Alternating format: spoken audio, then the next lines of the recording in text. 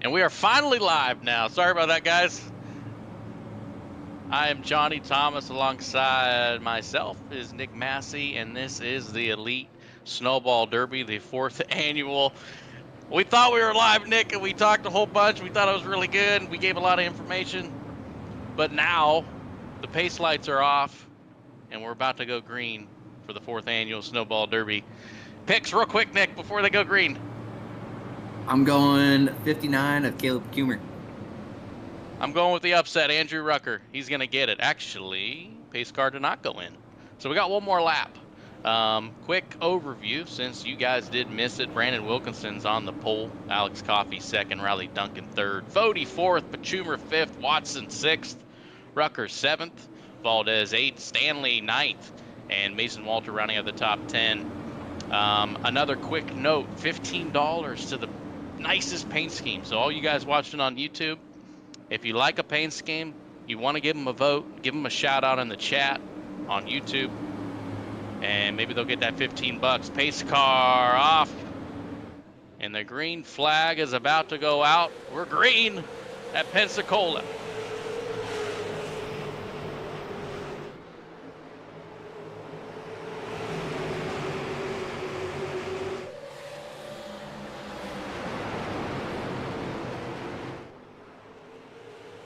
Lap one about to complete, and the leaders side by side, Wilkinson and Coffey.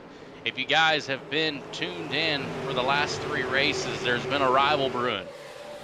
Brandon Wilkinson, Riley Duncan. Duncan winning the mini stock.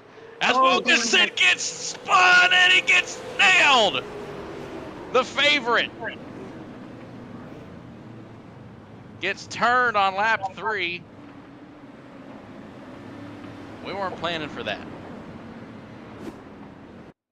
We were not. 300 lap race. We kind of thought these guys would take a little easier from the get-go, but you see,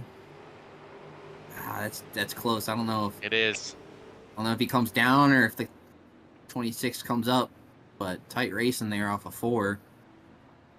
And I don't know who got in the back of the 56 once he got it straightened out, but somebody. Looked like the 43 car. I don't know if the numbers are going to match up on the broadcast because this is a special event, but it looked like the 43 hit Wilkinson after he spun around. Wilkinson's going down in the pits. And man, I was just talking about Brandon Wilkinson pretty much dominating these events here at 5 Flags, winning the street stock, winning the late model stock, getting in it with Riley Duncan and the street stock, and those two look like to be the champion of the 4 races combined.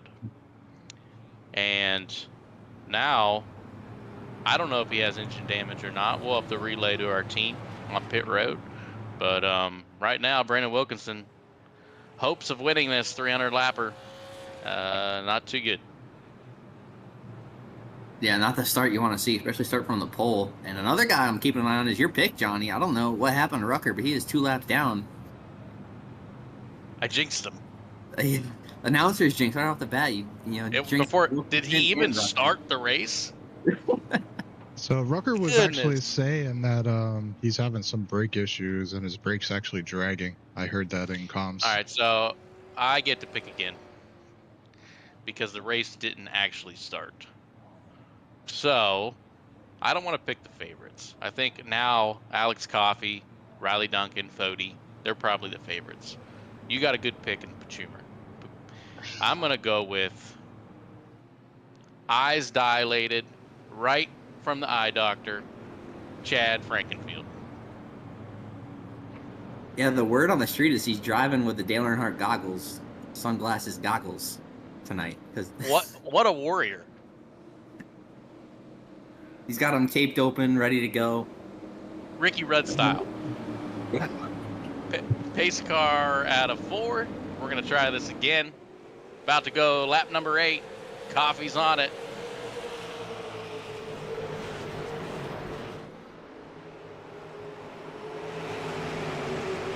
Tyler Fody clears Duncan for second.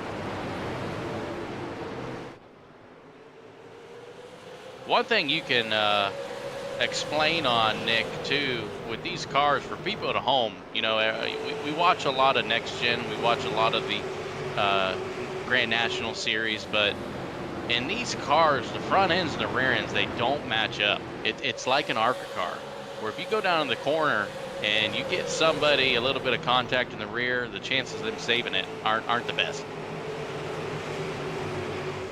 Yeah, it kind of reminds me of the Gen 4 cars where, you know, you kind of get your nose underneath the guy's rear bumper and it kind of just picks their rear tires up off the ground. We got a big wreck. No We have a big wreck in the back stretch. Actually, I think it's out of turn 4. A few cars in the back, and it ended up being a pileup of 5 or 6.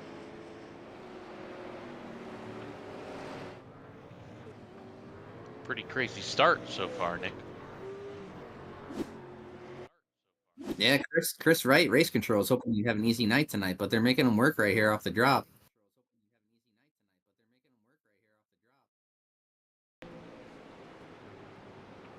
See what happens here. Just some contact. Really, honestly, Nick, it was what we were talking about. Just a little bit of contact to the rear, and these guys are going around.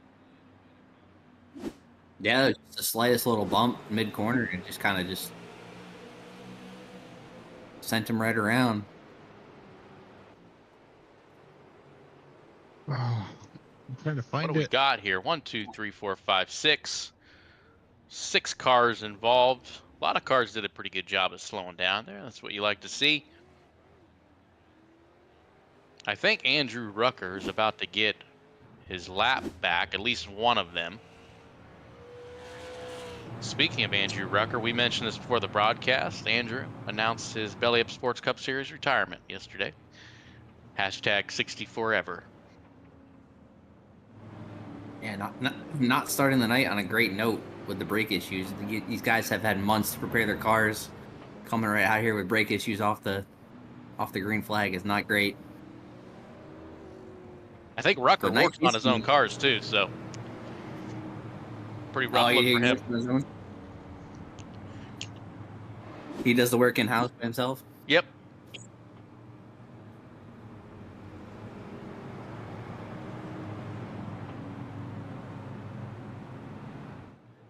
So a lot of guys coming down pit road there. I was gonna say Chad Frickenfield, Wilkinson. Wilkinson's probably fixing his damage, but you know, with only 3 sets of tires in the pits, nobody's going to use these tires right now. If I was out there, and Nick, you can probably add a little bit more to it, I would probably look at every 75 laps, every 80 laps to take a set of tires. Yeah, I guess it depends on how the cautions fall too, because I think these guys only have maybe like 10 or so green flag laps on these tires, if that. So, not really using them a whole lot so far. Green flag back out here. Coffee takes him down. And one difficult thing about this track too is we saw it called in one of the races. I think it was the mini stock race earlier this week. Is the lane change on the restart? It's kind of a weird restart zone and front straightaway here. Easy to get caught changing lanes, even if you don't mean to do it intentionally.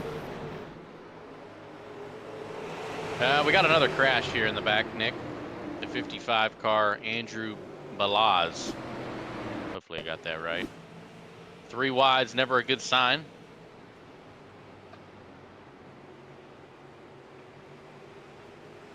Ooh. 55 loses it, goes around. That is Andrew Balaz.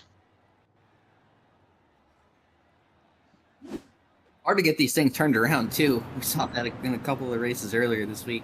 Guys trying to do like 6-point K turns to get these cars turned around.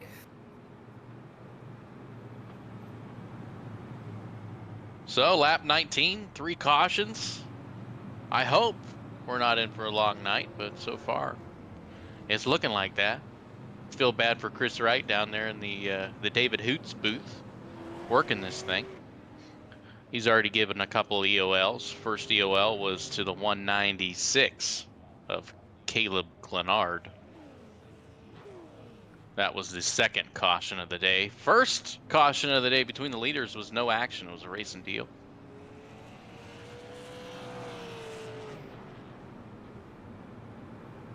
If you are a fan of Brandon Wilkinson, he is back up to 17th.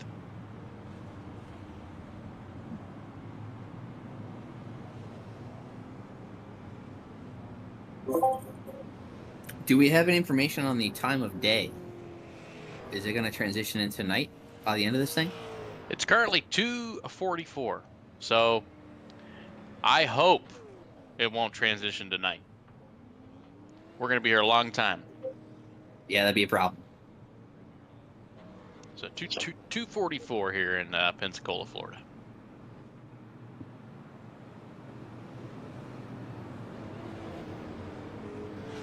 Coffee, Fody, first and second.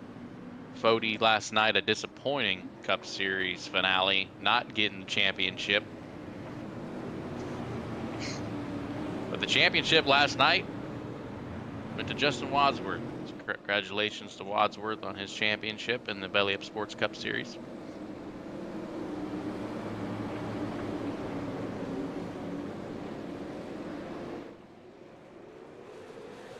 Good start by Coffee. As we're back under green.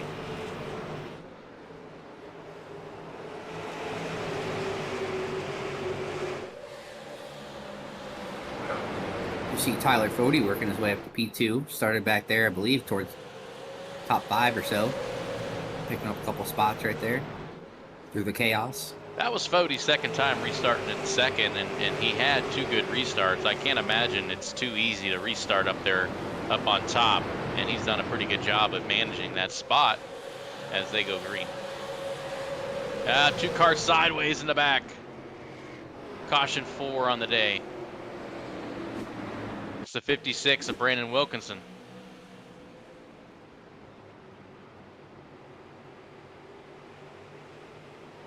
Oh, actually, Wilkinson might have came in there and got collected. Nope.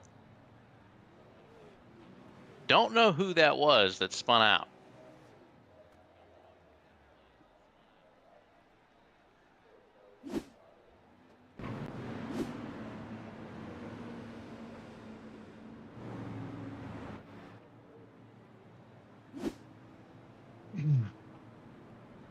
While we have a minute, why don't we go ahead and take a little ad break here?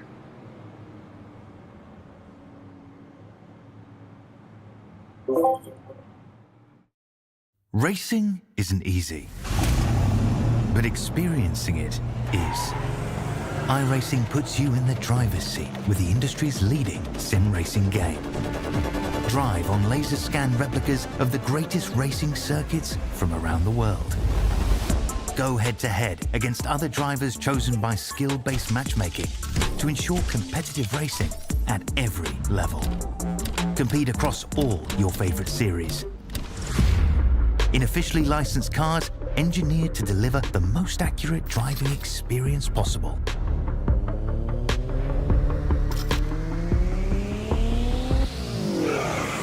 Join a race or host your own with players from across the globe. Race against the computer or in a league with friends. Feel the thrill behind the wheel. Visit iRacing.com.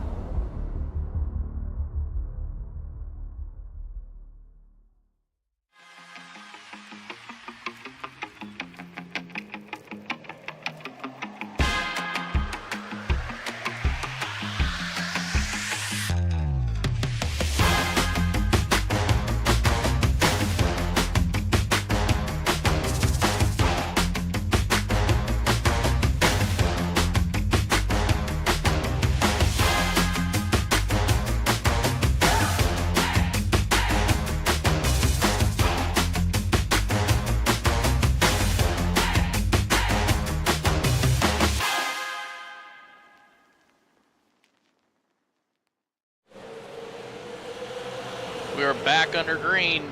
Lap 29 out of 300. It's Coffee into turn 1 as a leader. Cody in second with another good restart. Yeah, Fody kind of putting a little bit of pressure on Coffee right now, coming up on lap 30 here. She's right there on him, trying to get a good look, get the run out of the corner and get a peek underneath. The man on the move, Ethan Stanley, starting 9th, up to 4th. Same with Mason Walter, started 10th up to 5th. And the biggest hard charger of the day so far is Gavin Higgins. Starting 18th, Gavin has made his way all the way up to 6th. And Fody had a peek right there. He had a nose, seeing if the 26 was going to give him the lane or not. How do you make passes here in these cars, Nick? I feel like you just gotta send it, because I feel like it's just so hard to get a run on a guy, especially in these cars. You know, unless their tires are gone or they kind of make a mistake. But it's just so, in my opinion, it's just so hard to pass here. As you can see, every single car on the bottom right now, nobody trying to work that second groove in. I don't think we will see it. It'll just be on the restarts. The bottom's where you want to be.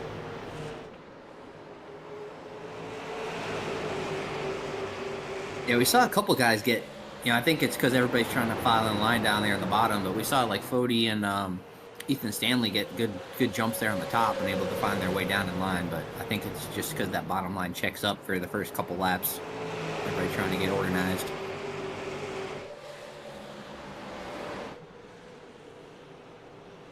Bodie looks to be rolling the center of the corner a little bit better than Coffee right now. You see Coffee riding about, not a half lane up, but higher than Bodie. Yeah, and I don't know what your style is, Johnny, but I kind of prefer Fodie's style, kind of giving up the entry a little bit and then kind of really focusing on getting that run through the center off. For sure, for sure. I think it has a little bit of a positive effect when it comes to tire wear as well. So we'll see how it affects Coffee, how it affects Fody as we get some more laps on these tires. And I think we saw earlier in the week too, I don't know if it was the mini stock or which car it was, but Coffee seemed like he was the car to beat and kind of gave up late. So we'll see if that has, if that plays or comes into play like similarly like it did a couple nights ago. Because Coffee was pulling out to a pretty healthy lead there, and kind of these guys who took care of their tires kind of swallowed them up pretty quick. Car around. Car around is Victor Fluger in the 80. Saw him in the corner of my eye going around.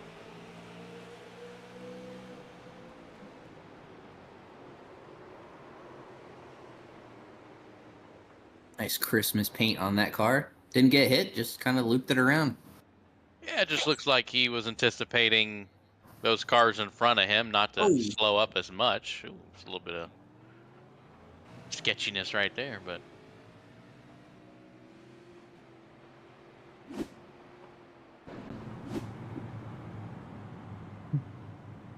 that was caution number 5 on the day, lap 41. We did mention this is the last elite racing event of the year. I'm happy to be calling it. Nick, I'm sure you're pretty happy to be calling it as well. But next time you see the Elite Racing Network and the Elite Racing League, it'll be in 2025. So can't wait for that to kick off the new season with the Grand National Series, with the Cup Series, trucks, ARCA. Lots going on next year in 2025. Yeah, and the new got new Gen 4 series coming up too, I believe, in March at some point when the new cars drop. So that'll be exciting. Lots in store, and you can catch all the action right here.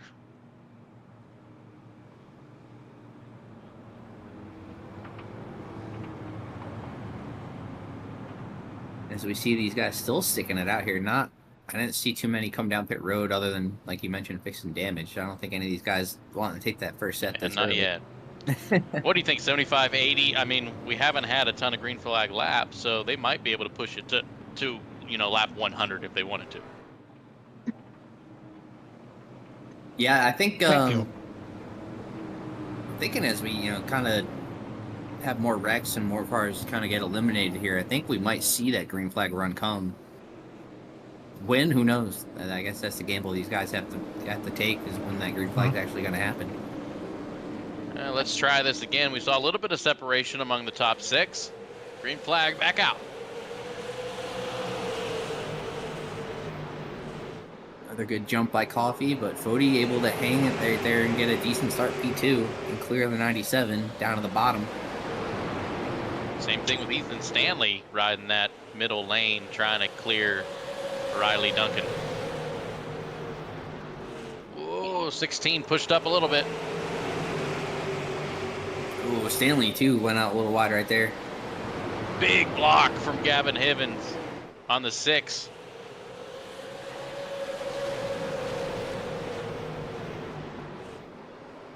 Yeah, these guys just trying to get to the bottom. Looks like Martinsville here. These guys are all fighting for the bottom. I think this track is, like, as you mentioned, Johnny, the preferred groove is the bottom anyway, but now you got the marbles coming into play too, up top. Oh, contact. Is that Frank? No, that ain't Frank around. Good save. Man, you got to put some white numbers on that thing. Yeah, I don't know what number that is. I don't know who you are. Coop Reed. Good save, Coop.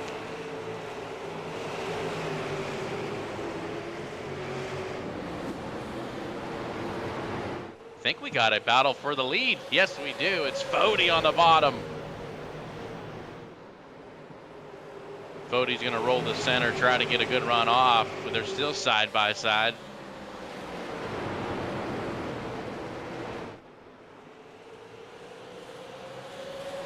The 25's got a gap if he wants to give it up. Question is, how hard is he going to fight for it? Not giving it up just yet. Alongside of him, gets a little bit of a nose on him right there.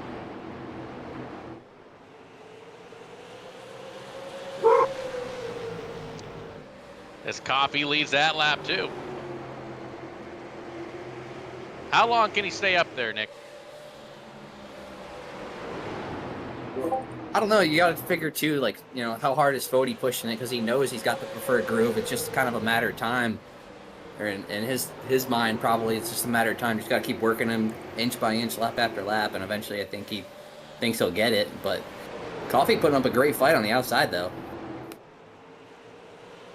The guys behind him have to love it as well. It feels like they're burning their tires up a little bit more than the other guys. Fody's going to clear Coffee right here. Tyler Fody to the front, lap 53.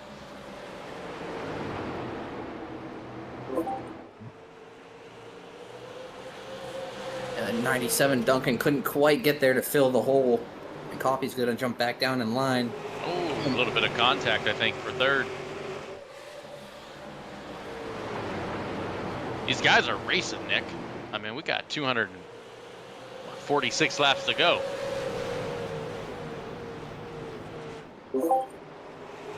Yeah, these guys going pretty hard right now, especially for the top 5. If Stanley gets out of groove, he's going to lose a spot, maybe 2. It's Mason Walter around Ethan Stanley, and matching cars right behind Mason is Gavin Higgins.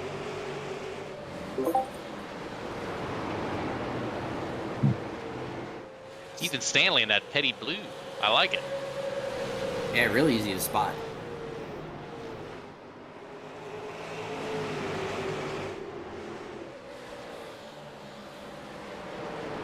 Some guys to keep an eye on that are out of the race. If you are a fan favorite of one of these guys, 53 laps down, Timothy Watson, 29 laps down, Ashley Ellison Jr., Connor Thompson Gardner, 21 laps down, and Caleb Clenard and Andrew Balaz, not out of the race, they're 1 lap down.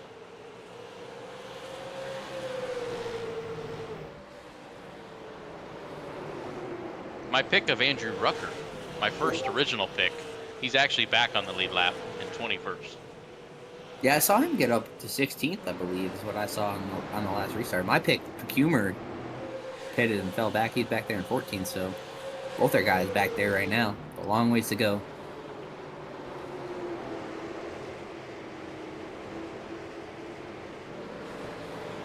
So we kind of got a 5-car breakaway up here for the lead. A little bit of a gap back to 6th with Gavin Higgins, but Coffee, got past, but he's still hanging right there with Fody. You got to wonder if these guys are pacing themselves a little bit, or...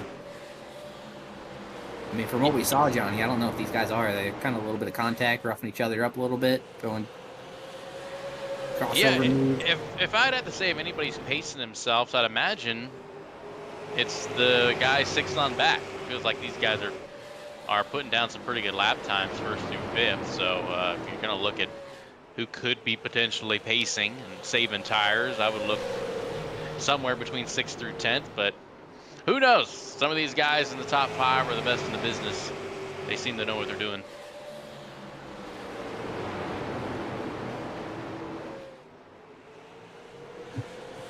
Chad Frankenfield has broken into the top 10.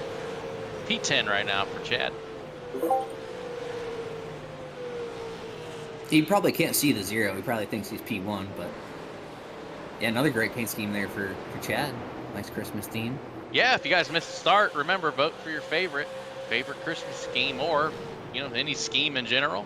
There's some good ones out there. The most votes, most comments will that driver will get $15, and if you vote enough, maybe he'll give you that $15. And you saw right there, Chad letting Wilkinson go. Wilkinson back in the top 10 after that early crash. Damage all fixed up. A little bit of nose damage still.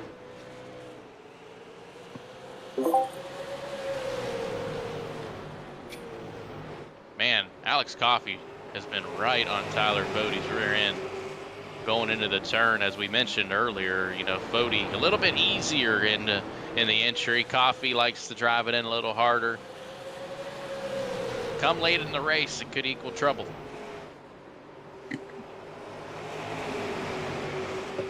Yeah, and I think especially for this line, the top 5 right here, this 5-car breakaway, you don't want to get forced out of line because you're probably going to the back of the line. Couple more laps.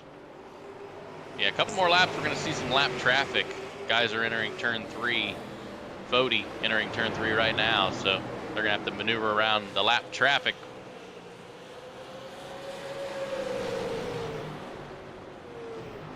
It's like a good battle for 8th. Wilkinson making the pass on Valdez back there, so put him up to P8. We just talked about him breaking the top 10. And he's running times a little bit quicker than our leaders right now, even making these passes, so plenty of speed left in that 56 back there in 8th.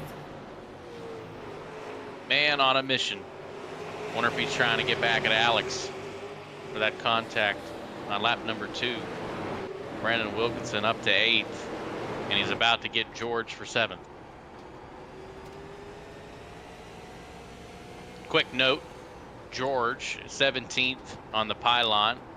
As you see, he is number 6 in the sim.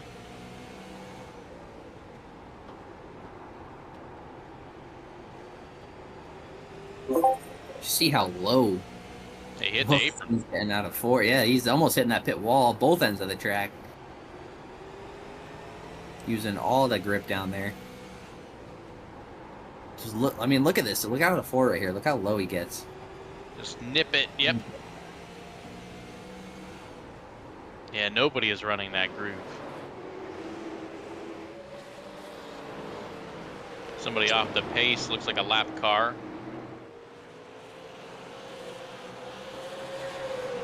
Yeah, the lap traffic might be an opportunity for some of these guys to pounce too, just catch a guy in a bad spot, or he, doesn't pick a line or something like that, and that could open the door up for Coffey and Duncan and these guys.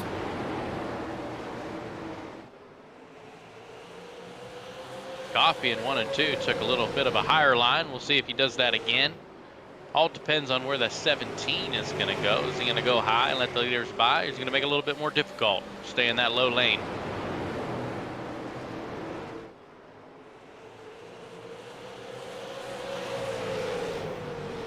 It's actually the 0-7, not the 7, as they both go high for the leaders.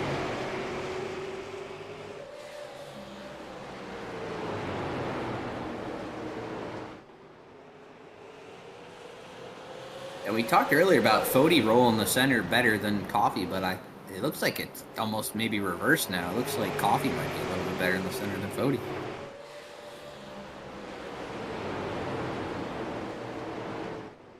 Brandon Wilkinson 2.5 seconds back now. 10 laps ago, he was about 3.2. Nice little run here, Nick. Seems like few of the guys have settled in. From first on to 15th is a 7-second gap. Oh, see, tire. Oh, we got a tire rolling down the track. What in the world? Whoa, where's the caution at, Chris?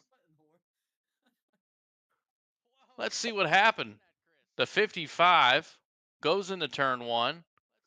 There's, oh my Lord, is there oil Oh. on the track? It kind of looks like. There's the tire. Sing that Well- Darrell Waltrip song, Nick. Big to find time to leave me loose wheel. I don't know how that wasn't a yellow. We had debris. We had Chris tires was flying. sleeping. We had tires in the stands. I don't know what happened. It looked like both Rucker and the 50, was it the 55, just kind of just lost it going into turn 1. That was kind of weird. Yeah, hearing reports from the pits, I think Andrew Rucker lost his brakes again. Man, But like, we don't know what happened with the 55. that looks like they both had oil going down there in turn 1. I don't know. That was it raining down there in turn 1? There's Rucker. He's going to the garage. Somebody dropping fluid? I don't know. That was odd. Wilkinson going around Higgins for 6th. Wild couple laps. Yeah, that was a great time to cut to the leaders. We saw a tire flying across the screen and no car to go with it. Give a shout out to our producer, Jesse Racimus. Catching all that awesome action. Battle for 2nd. Mason Walter got by Riley Duncan. We didn't catch it, but now he's about to go by Coffee for 2nd. And maybe that 16 was saving a little something. And time to go. This 5-car breakaway is still packed up, and they've gapped Wilkinson. Wilkinson 2.3 back though. He's still running great times. But Think a pretty safe- gap. Yeah, safe bet, Nick. Probably next caution, everybody coming down pit road for tires. Yeah, I'd say so. For sure. And I kind of wonder, I wish we had a tire count, as part of the That'd be awesome. Because it'd be nice to see how many tire sets these guys have. Because I'm curious if Wilkinson took one after that spin. And that's partially why he's, making up all this time. Ooh, into the wall. Alex Coffey. As Coffey goes back to 5th. Maybe those laps riding around the high side battling Tyler Fody is costing Coffey as we hit lap 90 laps on these sets of tires.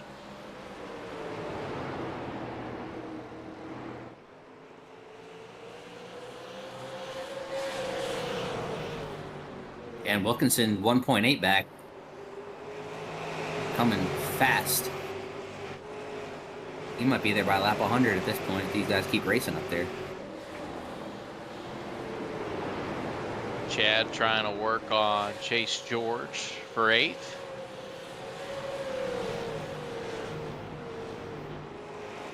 Now, that Chase George kart's pretty dark. It kind of blends in with the track. I'd be worried if I was him. I don't think Chad's going to see him. Especially on the shade in turn 3 and 4. Chad might lose him a little bit. Stanley trying to get around the 97 of Duncan now. I cannot believe the times that Wilkinson is putting up right now. Just a blistering pace catching these guys.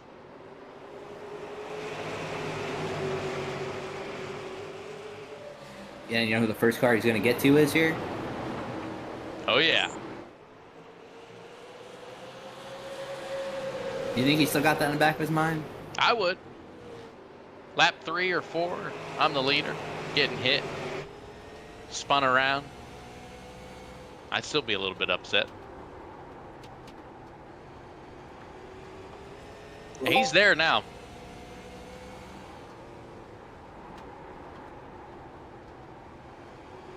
You see just how low he's entering turn 1 and 4. Like you mentioned, nobody else is really running that line. He's right down there against the wall on both sides right here. Yeah, and he's not using the whole track on exit either. If you notice, like he's not going up against the wall.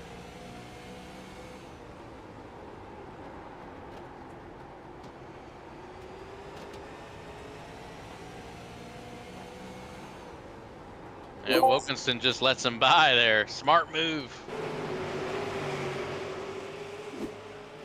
I'm sorry, Coffee just lets him by.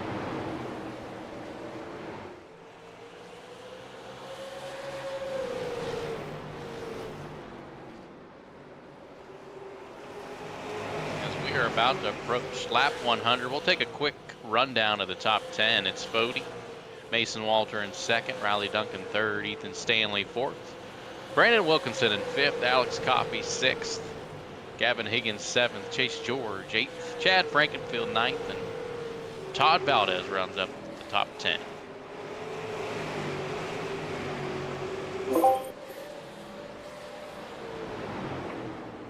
You see Chad trying to work over the 17 of George there.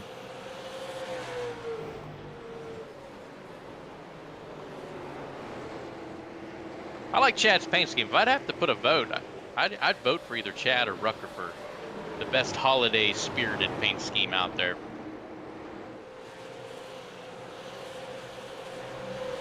Yeah, even the 80 isn't bad here, but definitely a couple good ones out there.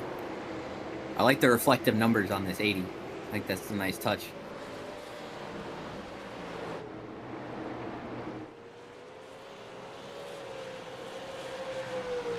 Chad still working on Chase George for 8th place. Brandon Wilkinson, if you're keeping an eye on him, he is still in 5th.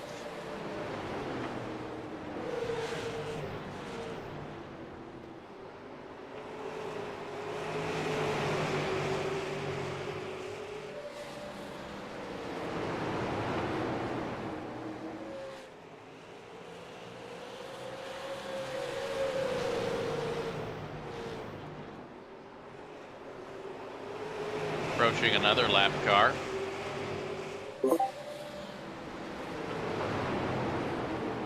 That is the 58 of Mitchell Javier. That's his second time going down, so he'll be 2 laps down. What do you say we bring up Chris Wright? Up! Yeah, Nope, I feel like he's got work to do now. I was gonna say I feel like he's been kind of bored down there the last 70 laps or so. Caution out. 6th caution of the day. We just talked about him. The 80 car. Let's see what happens. 57 come up a little bit.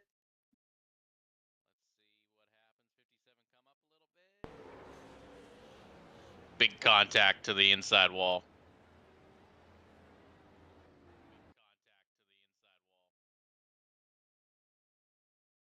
It was like a little chain reaction there. It looks like he checked up for the, what was that, the 57? Checked up for the 57 a little bit. Tried to let 57 him came catch up it. a little bit.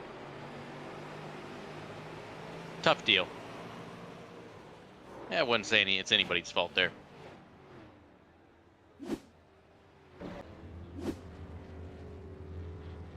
And as you predicted, everybody comes down pit road for those 4 fresh tires.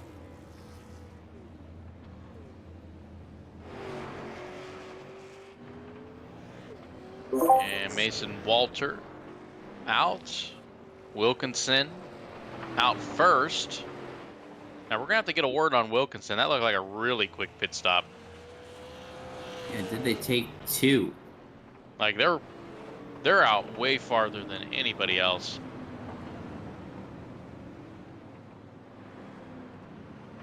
Yeah, I feel like that must have been either a missed pit box on Wilkinson or 2 tires, because there's no way you can pick up 5 spots on a pit stop.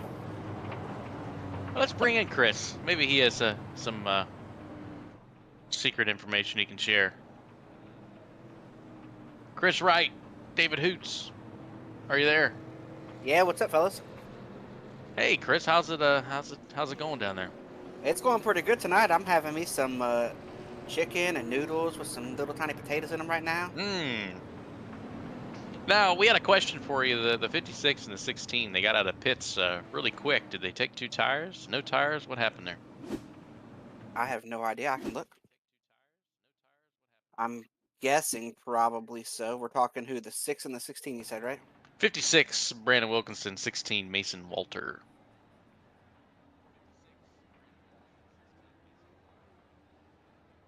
Ooh, that is 2 tires on the 16 for sure. For sure on the 16.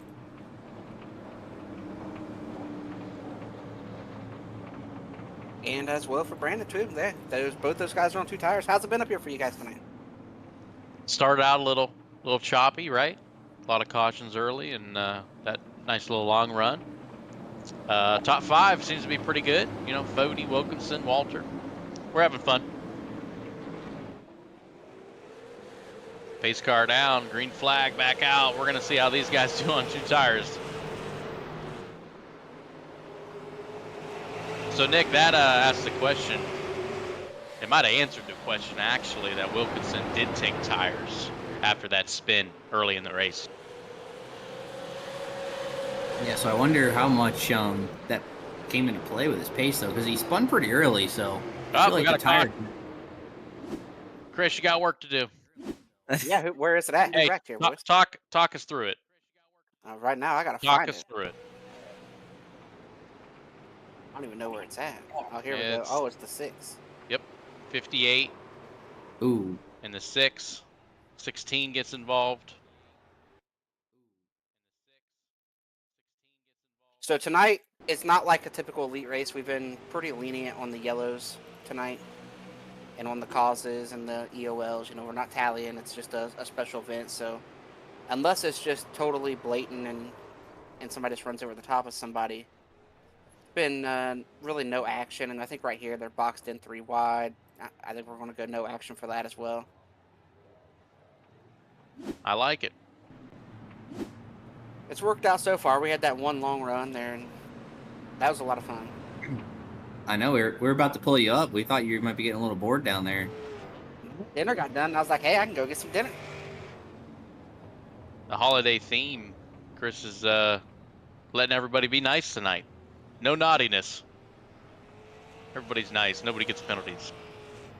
We did have one. We've given out 1 tonight so far. The only time that was someone just ran somebody over that did end up in a tally. So I don't know if you guys caught it or not. Rucker out here ran around here for a long time with no brakes. I don't know if you guys got that going on in the broadcast at all. We saw an amazing crash where Rucker hit another car. The other car looked like he lost his brakes too, and then the tire flew off, rolled down the track. Did you catch that? I don't remember catching that. I just know when Rucker didn't have any brakes, it was funny to watch him try to make laps. That's why the caution wasn't flown, Nick. Yeah, we had a tire rolling on the track at 60 miles an hour, and race control didn't see it. Hey, race control doesn't throw the caution. We just give out who's at fault. All right, that's somewhere above me is the cautions. That's why Chad pays you the big bucks, man. You gotta make these tough calls, though. I don't think I'm getting paid anything to do this, so just whoever he can find off the street. I think you guys are making the big bucks. 6-figure salary right here for you, isn't it, Nick? I think Jesse's making the big bucks.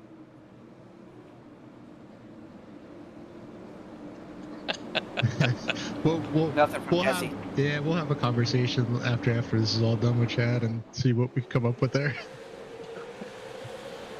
Green flag back out. It's Brandon Wilkinson in first. Chris, we'll let you go. Have fun. We'll bring you back up. A great show, boys. That's Chris Wright, admin for tonight. If you don't know what an admin is, he's race controller. Calls the shots.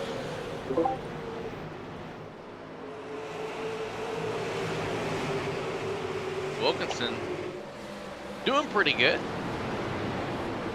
Walter on 2 tires as well. He's staying in 3rd place.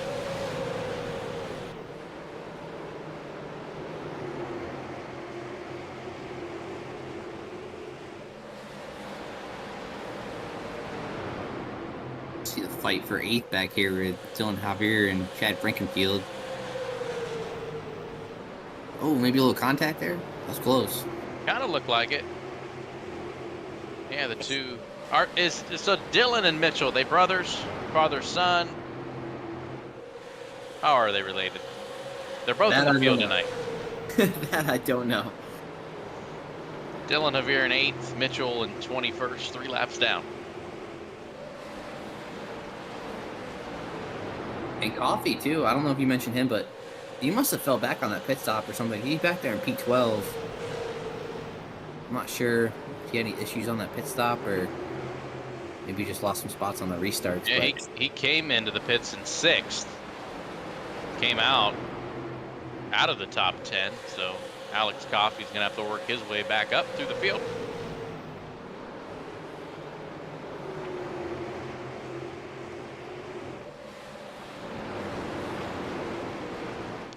We got another caution.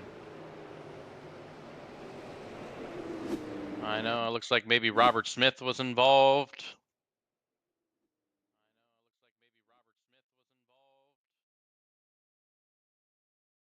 Couple guys fighting for position here in the back. 58 is nah. Oh. Robert Smith just getting loose. Yeah, it looks like it might have been that slick spot that Rucker and the 55 hit 30 laps ago or so. I don't know. Car kind of started coming around on its own right there. Could be the case of what happened, the lap before. We talked about the marbles. Those guys might have got up in the marbles, went into the next turn, and lost it. Could be. I mean, look at all the marbles. It's crazy what iRacing has done here. With this latest update, you see marbles on the apron, marbles up top. Really, the only spot without any marbles is the lane and a half that the guys are running in.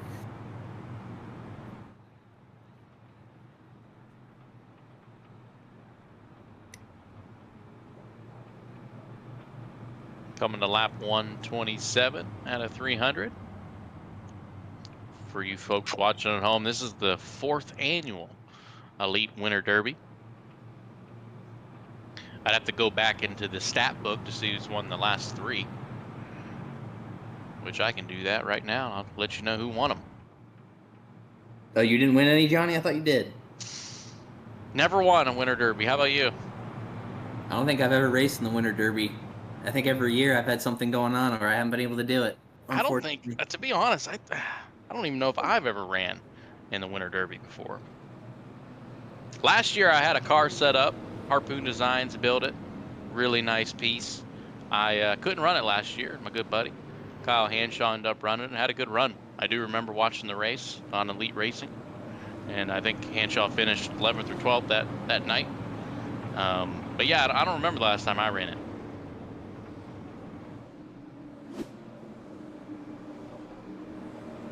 But the lights are off the pace car right now. We're about to get going. Good start by Wilkinson. Yeah, and he was able to gap Fody by, he had about half a second lead last time before the caution came out, so those tires still working for him.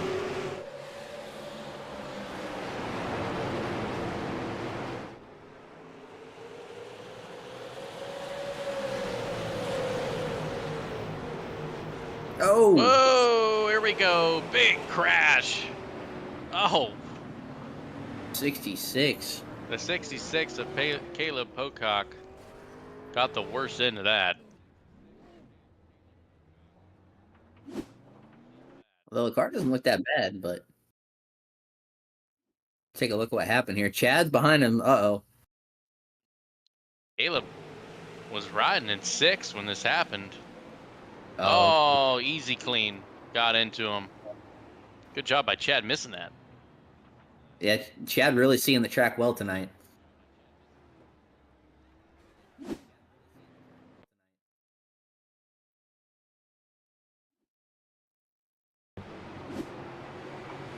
Let's see.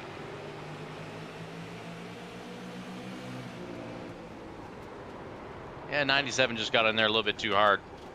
Took the 66 out. That is the 2nd penalty of the night. Goes to the 97 of Riley Duncan. That's big. That's big for the championship fight for these 4 races. They are accumulated, and there is a championship at the end of this. Also big for the winning this thing alone.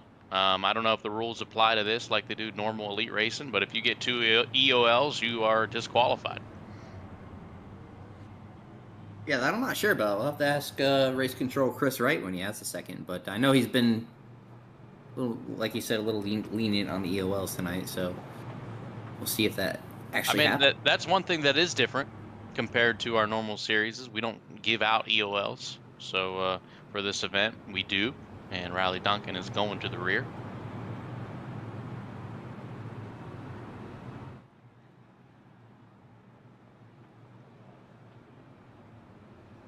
So we've seen, 3 or 4 of the fast guys get put back there. Riley Duncan now. We had Brandon Wilkinson sent to the back after a crash. Alex Coffey with a bad pit stop. And right now, the leader is one of those guys, Brandon Wilkinson.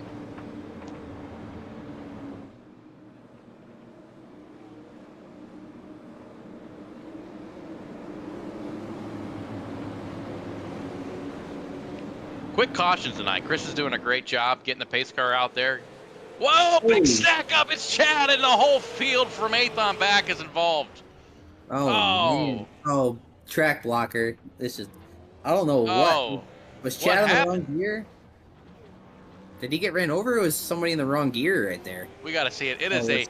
This ain't a snowball derby. This is a demo derby right now. First bumper car demo derby trying to get going. They don't know where these guys are at. They think they're at the county fair right now. Look at the 07 of Josh Osborne. Chris is. He's backing up into the field. Chris is going to be working overtime right here. There goes Josh. Put it in reverse, Terry. How'd he loop it around that quick? We gotta see a replay. That was It all started in the 15 right here. So let's see what happens. Oh, he gets knocked right there. Sets it off. The 26 Coffee into the back. Chad did nothing wrong. It kind of looked like Chad just couldn't go though. Like he got hit a little bit, but then just couldn't go. Chris gave the tally to the 26. Coffee got the tally. What was the separation between Chris and Ethan Stanley here? Like Chad's like checking up a little bit, and then just he got hit, but then just kind of didn't go. That was kind of weird.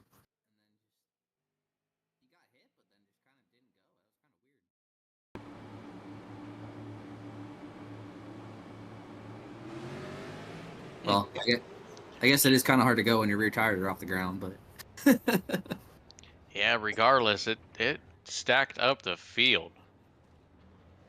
And everybody trying to get going here. It's just Chad. Yeah. Watch Josh Osborne right here. He sees the leaders coming, and he just wants to go.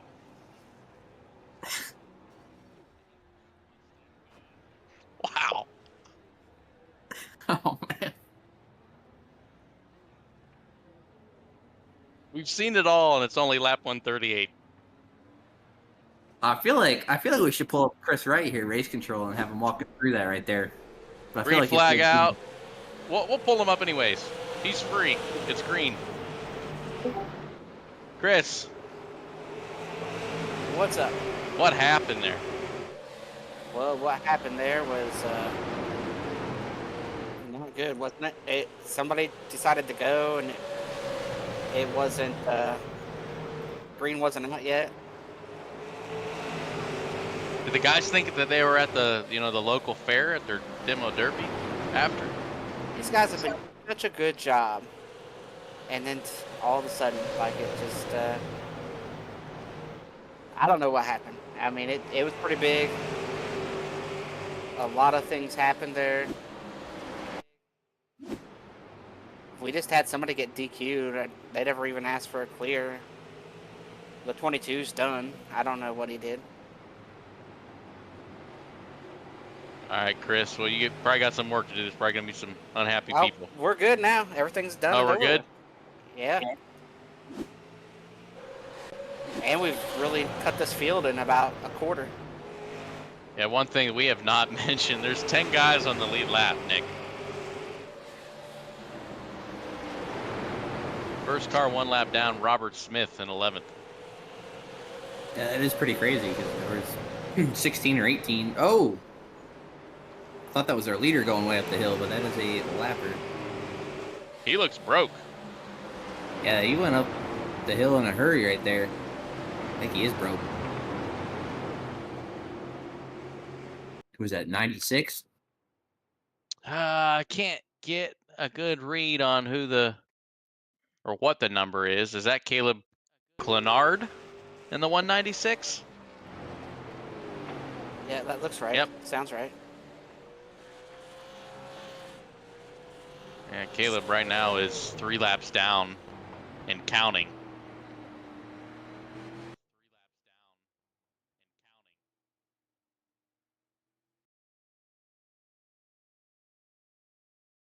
It just looks like he's broken.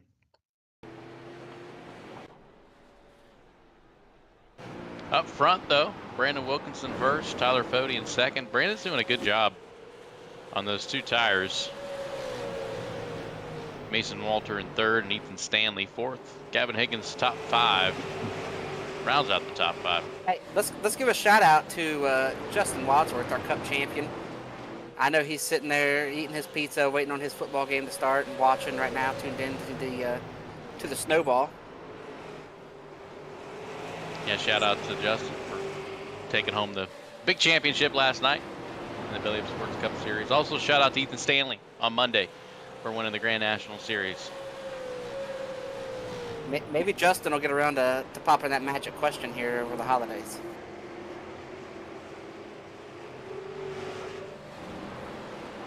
There he goes. Is that a spoiler alert? Spoiler alert for what? Or whatever that Easter egg was. Well, I mean, I never said what the magic question was. It could be like, will the Broncos win another game the rest of the year? That's the magic question.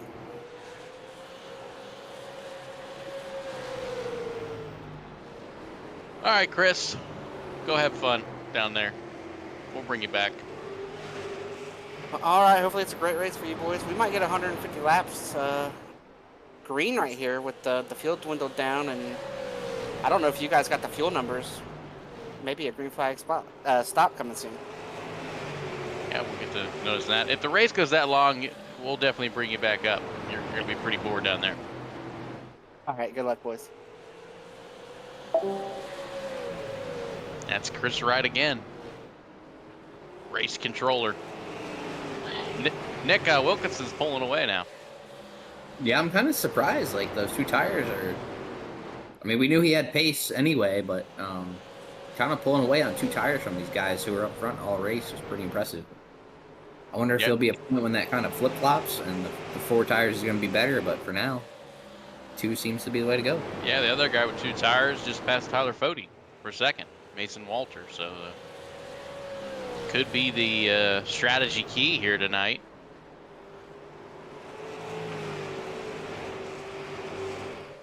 Chris does bring up a good point. With this race being so spread out right now, we may get a pretty long green flag run, which then in turn might open up the fuel window.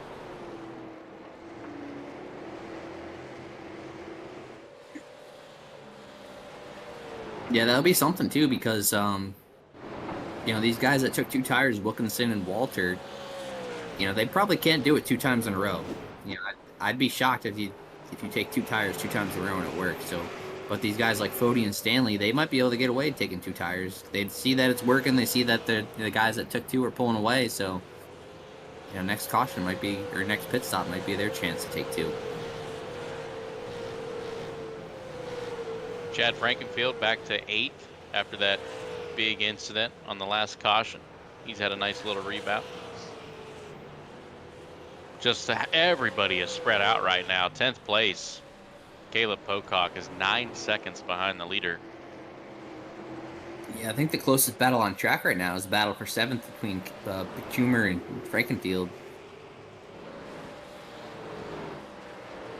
Your pick's still in it. He's still in it. He's clawing back in this thing. Started pretty good, fell a little bit, and he's right back in there. A little bit of nose damage there, but they can do.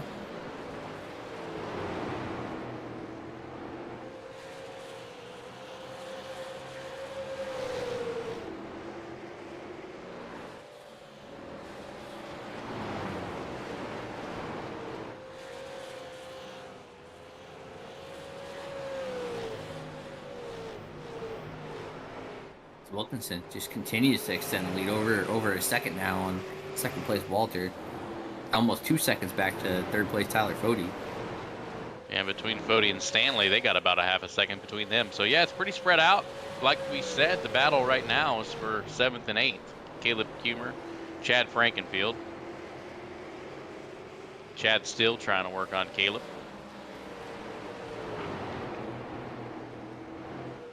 That is actually that battle. You may think it is a battle for position between Tyler Fody and Riley Duncan, but it actually is not. Riley Duncan is 22 laps down.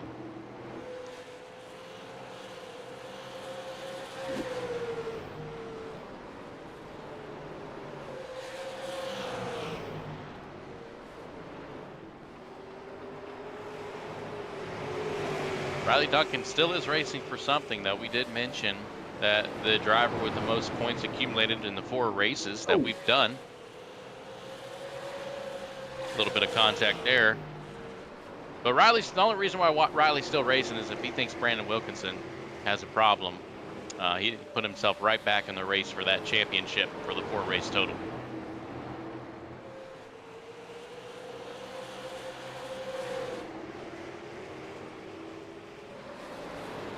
As Chad's starting to lose a little bit of ground on Kumer.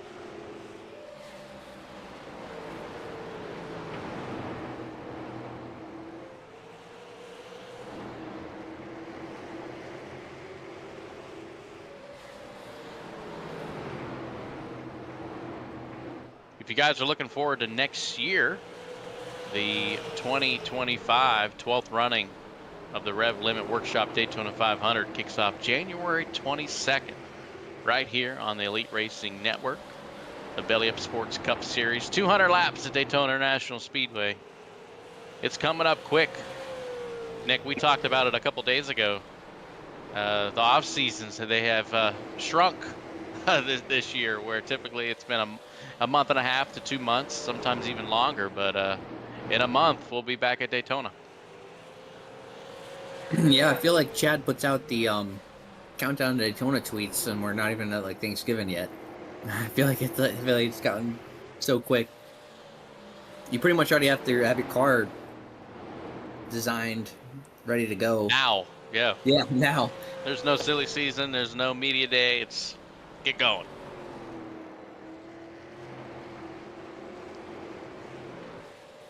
But yeah, definitely looking forward to it. Should be a fun season next year. A lot of new updates coming to iRacing, so looking forward to all the new stuff coming. You got the duels January 15th, the Belly Up Sports Clash Monday the 13th. So, yeah, in a couple weeks, we'll be back at it. Jeez, that's even before the iRacing Daytona 24.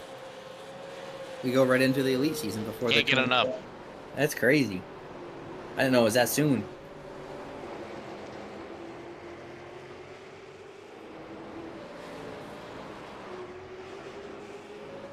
Riding on board here with Todd Valdez.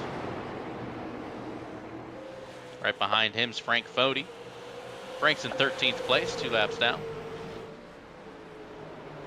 As you see there, yeah, Chad did get around Kumer for 7th. He's going to try to work on Valdez for 6th.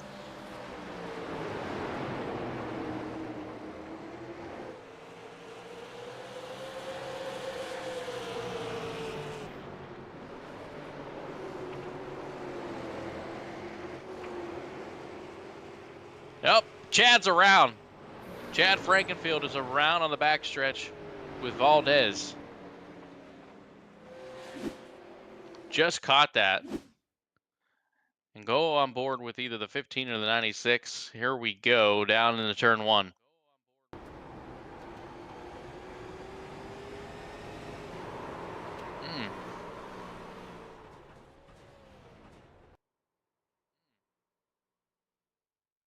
I don't know if the 96 maybe got in the marbles a little bit, but it looks like he just kind of slowed on the exit a little bit right there. Yeah, Chad had a huge run off the corner.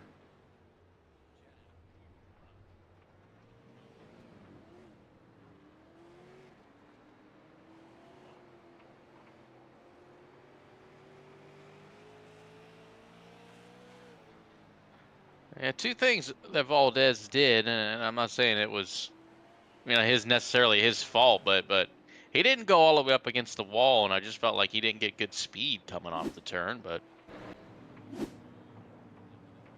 Yeah, it looked like maybe like a little bit of a weird angle coming off the corner or something. That couldn't roll it as quick as he was before. Something weird.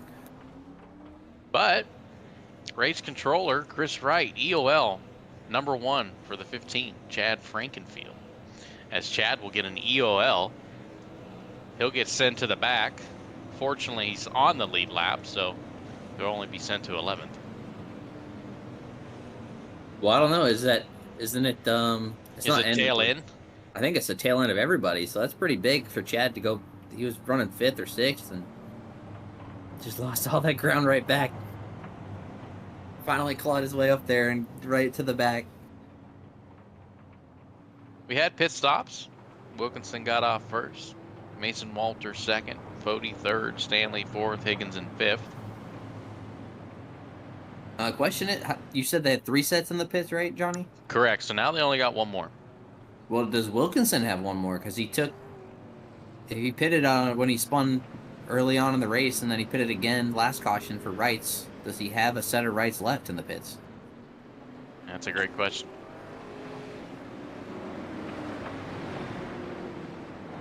Or did he just take lefts? This cycle, he probably just took lefts this cycle. Here we go. Looks like a field of 8 cars Saturday night shootout race right now. Wilkinson back on it.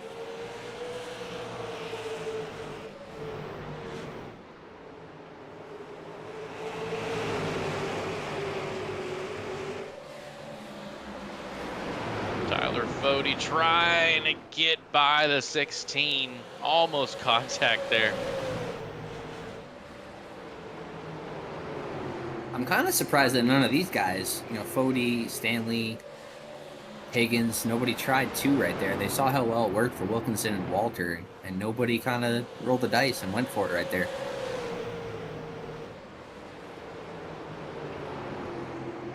Gavin Higgins underneath Ethan Stanley for the 4th spot. Wondering where Chad is. He did restart in the back. Chad is 4 seconds behind the pack right now.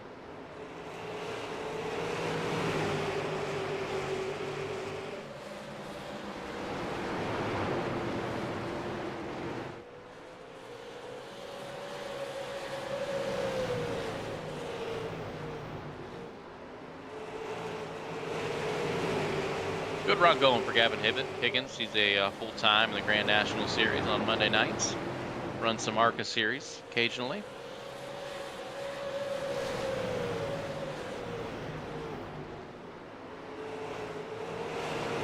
Yeah, I think he's trying to get up there with I'm assuming they're teammates, him and the 16 Walter. Yeah, the same paint scheme, right?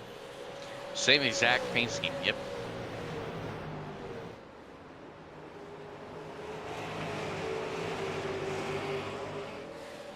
As we're starting to see Wilkinson pull away again. It's a repeat of the last run, except he's on 4 tires this time, so is everybody else.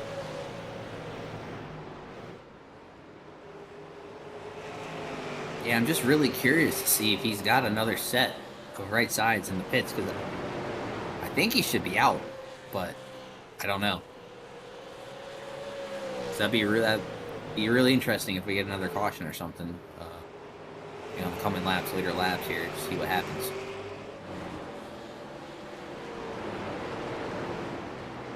Now as a driver, Nick, What lap are you thinking about if a caution would come out for me to pit and take tires? Would it be early on? Would it be at lap 220? Would it be at lap 240, 260? When are you thinking about coming in and taking 4? And I don't know, like, usually you're worried about having enough time to work your way back up to the front, but with only, what do we got, 10 or 11 cars on the lead lap, 10 cars, I think you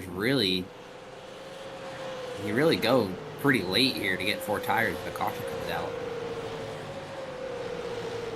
Probably like 270, I would say, maybe the cutoff there.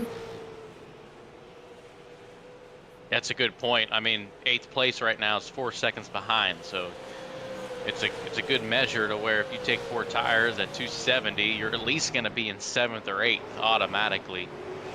And with only 10 cars in the lead lap, you're going to have plenty of laps to make that ground up. Wilkinson's already approaching lap traffic.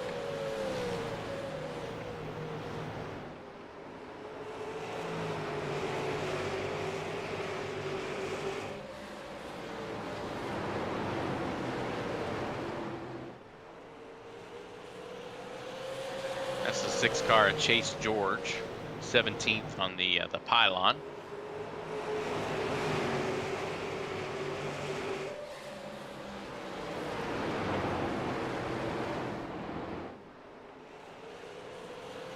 Wilkinson getting by Frank Fody.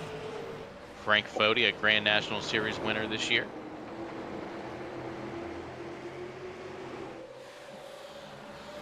An exciting win at, I believe it was Talladega, correct? Exciting for him, yeah. Oh yeah, you were in that, right? Yeah, yep. Yeah, 100 feet away.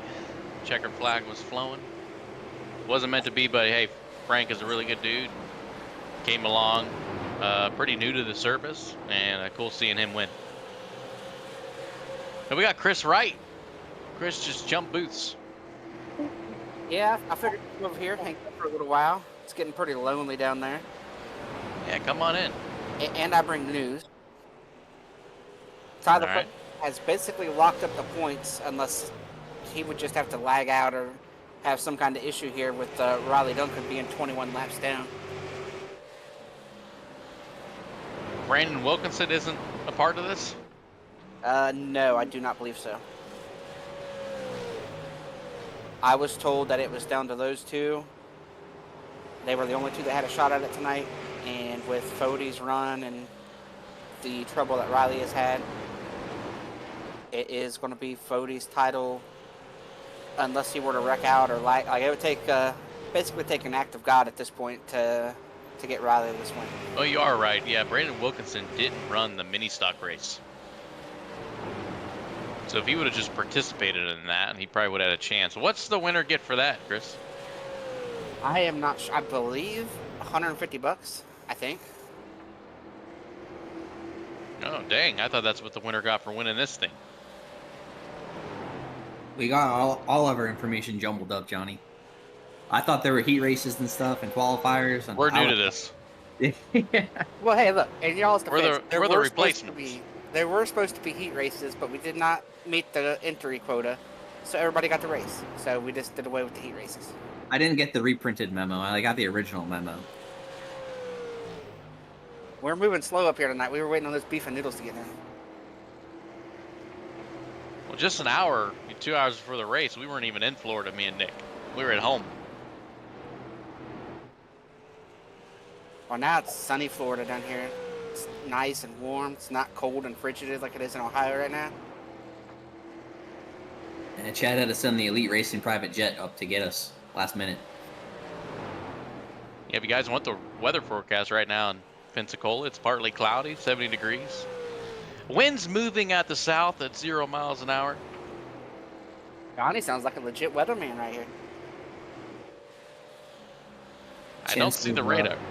Yeah, chance of runaway rolling tires falling out of the sky. Well, I don't know. There might be some drones out here somewhere when it gets a little darker. Bring it on. Wilkinson is pulling away. He's up to a second over Mason Walter for second. Mason's been pretty strong. Brandon's been pretty strong in everything he's done as well.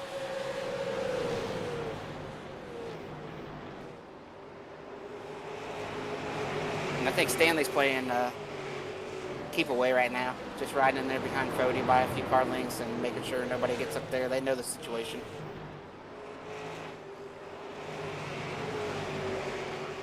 Yeah, I've been watching Ethan. He's been running that middle groove a little bit. Not as down on the track as everybody else.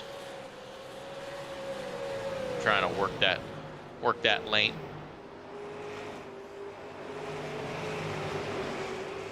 And I did ask, we will see green flag stops if there's not another yellow.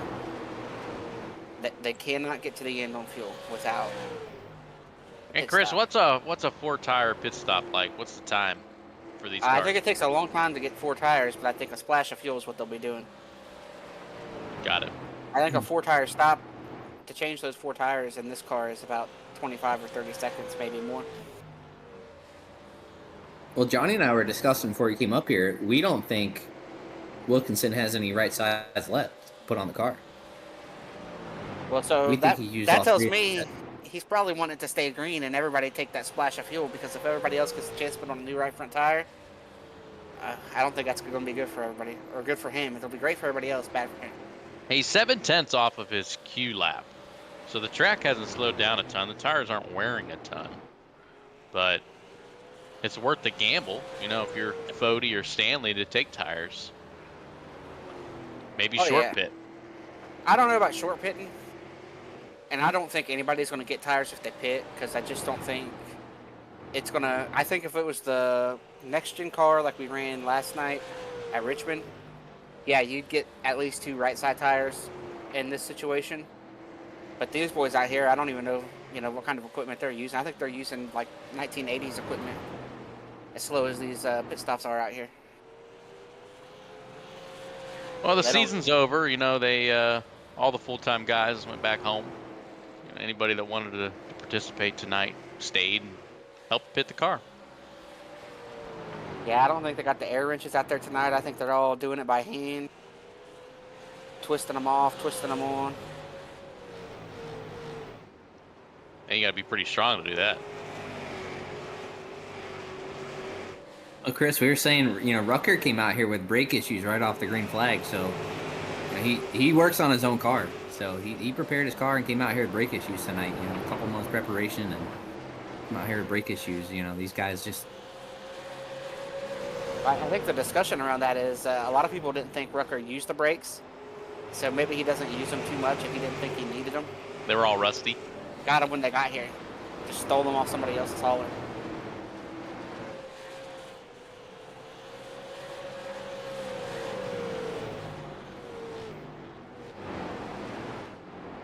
Also, Chris, you know, I don't think you were in the booth when we mentioned just the fight of Chad Frankenfield tonight. You know, the resilience, the comeback of what he's gone through today with his eye appointment. With his eye appointment? And to be up here in 7th is a huge accomplishment right now. Yeah, I guess he wasn't seeing too good off of 2 there. Yeah, he did pick up a tally, one of the few tallies we've dished out tonight. Went to that 15. And he's about to work his way. He's hounding Javier there for 6th, trying to make the pass. Working his way back up, despite Chris. I will say this. He was one of the few guys who got left sides that last caution because he knew he had the EOL.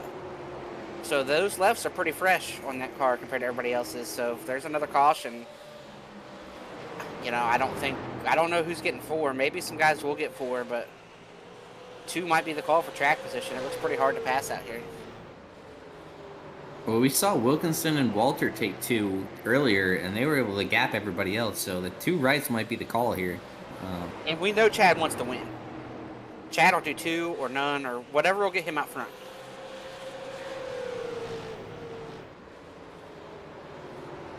Yeah, the 2024 Elite Indianapolis 500 champion. Yeah, that is right. And we're about to have, I think, a top 50 drivers in Elite getting ready to come out.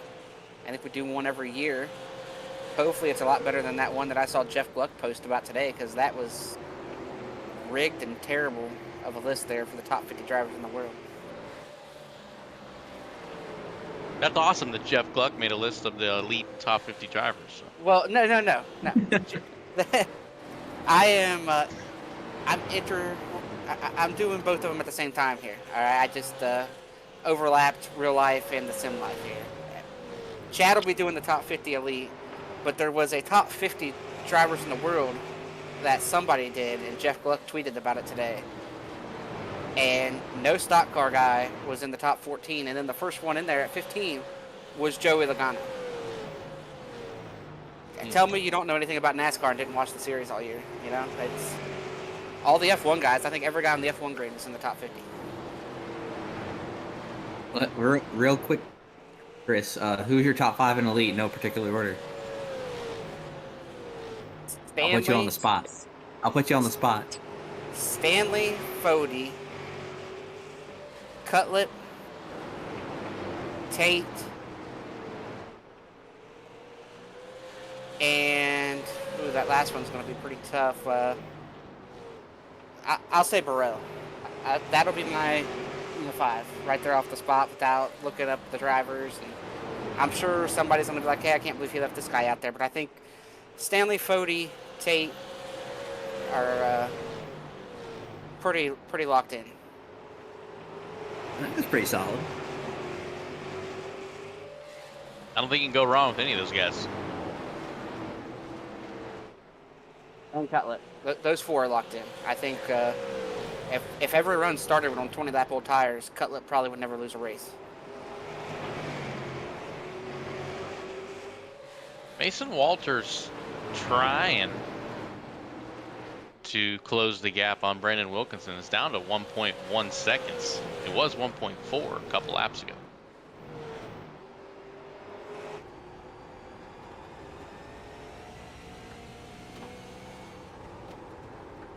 You see Wilkinson, he's running that a higher line, little diamond run that he hasn't been doing as he hugs 1 and 2 there.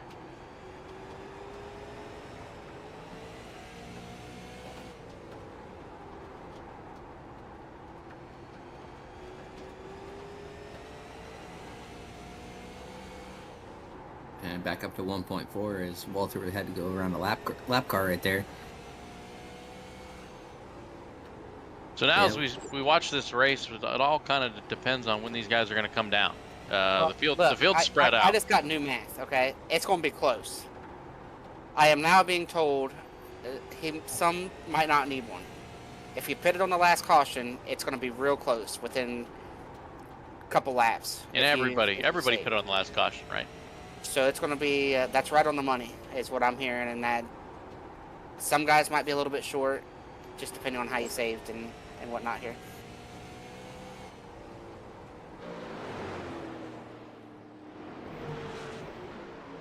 So now we got to judge on, is this differential legit? You know, is Higgins saving? Is that why he's 8 seconds behind? Is that why Chad's 10 seconds behind? I'll tell you what, if it stays green, oh, we're spinning. We're getting a caution. Nope, they saved it. Unbelievable. How did they save that? I looked up and there were 2 cars like 45 degrees. How did they save that? Caleb Pocock and the 59 of Pachumer. That would have been the caution right there. How exciting is it going to be when we get down to 5 to go and people start running out of gas? Extremely exciting, especially we don't know how many laps they have left.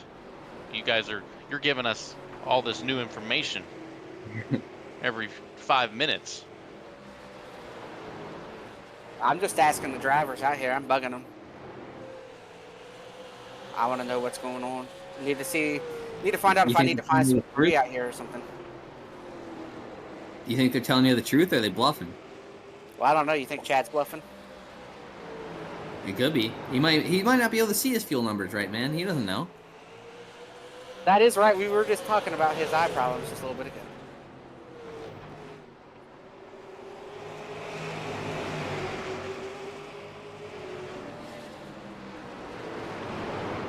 I think he's telling me the truth. I don't think he lied to me. You don't think so?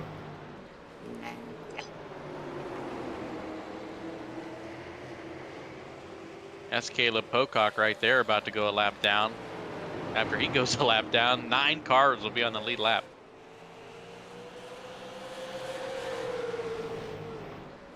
Well, both Caleb's running right here together. Yeah, Pecumer about to go a lap down right there too. It'll be 8 cars. Wilkinson just picking them up, putting them down. And he's extended the gap 1.7 seconds from Well, I don't Mason think he's Walter. got to save fuel, or he doesn't think he's got to save fuel, one or the other.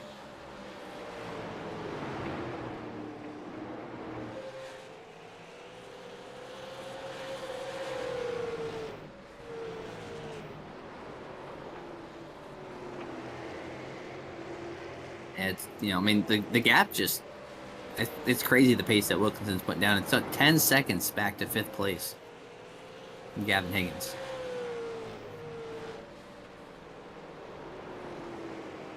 Now he's only about a second and a half back from Fluger and Javier. So pretty soon, if we don't get a caution, we're going to see 6 cars in the lead lap.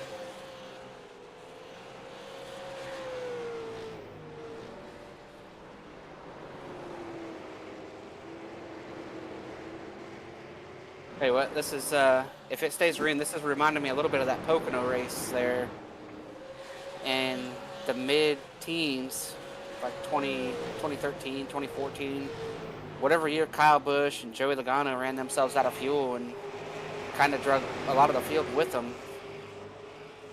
Could these two be running themselves out of gas?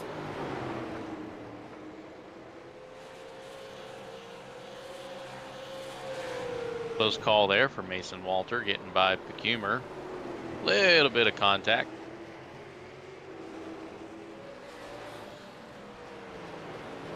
Who won that race back in 2013? I believe the two best fuel savers in the sport at the time finished first and second with Matt Kenseth and Jeff Gordon. And I think at 3 to go, they were running like 15th and 16th. I feel like that's a hot take right there, that Kenseth and Gordon were the two best fuel savers.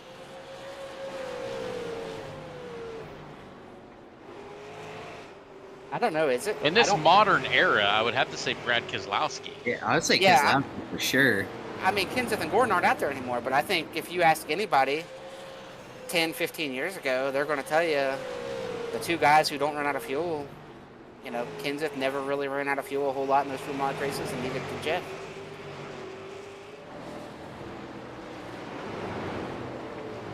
We got And a there goes all the caution. strategy. Here we go, lap 256. Caution on the track. It's a green car in turn 1.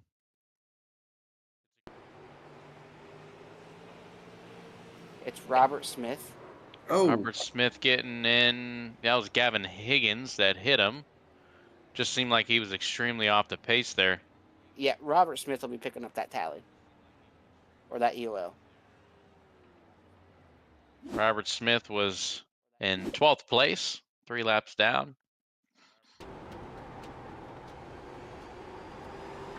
Got way too high up in the marbles there. you see Higgins even getting a little bit of a power slide out of turn 4 right there. We got cars on pit road. Wilkinson takes 2 tires, rights only. He's off and away. Stanley's out here, boys. He did not pit. Ethan Stanley. And I think Caleb Pocock did not pit either.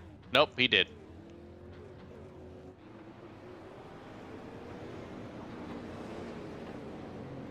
So Ethan Stanley. Are these guys going to leave a Car. lot? Man, that's Frank Fody almost did. Looks like Chad made it. Fluger made it. Javier made it.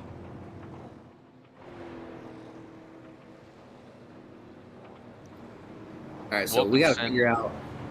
Go ahead. Wilkinson took 2, and Walters took 2. Not sure about Fody because he's so far behind. I'm thinking he might have took 4.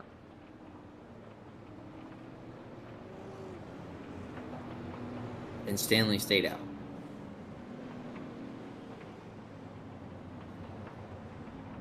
Tyler Fode did take 4 tires. Interesting by Stanley. I don't know. Dylan Javier took 2 tires.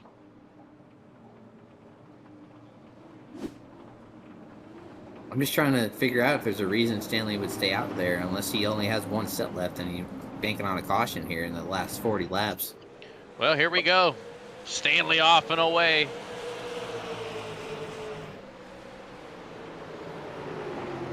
Wilkinson with a big move. They're 3 wide. Oh, there he goes. Walter's around. Caution out. Looked like we were about to see some contact there, too. Yeah. I think Walter was just trying to go for it. Hit the apron, got loose. Around he goes. Yeah, I think just Wilkinson's been the car to beat all night, and I think Walter just knows, like, you got to make that move there and stay with him. You know, you can't let him get away. Wilkinson got Stanley when the caution came out. Stanley was going to get put back to second, so now he comes down pit road. He'll take 4 tires. Hey, this race control's leaving that alone because of the 16 is the one who would have picked it up, but he spun himself out and nobody else. So he made the move and then he paid the price. So we're not going to touch that as race control.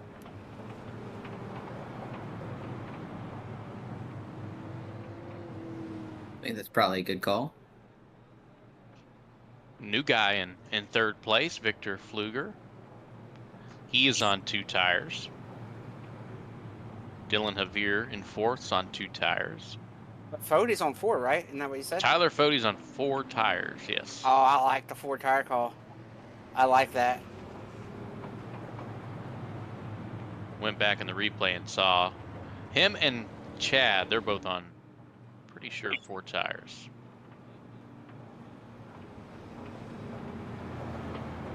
Yeah, and Chad he may not be able to read his phone, but he can see the front right now.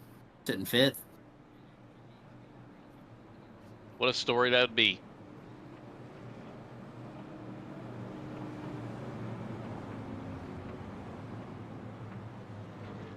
Approaching the end of this thing, guys. Hasn't gone by too long. A lot of green flag action. 8:47 East Coast time.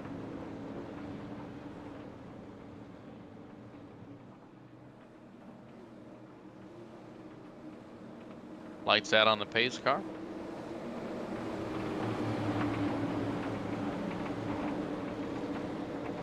See what Fode can do there on the top.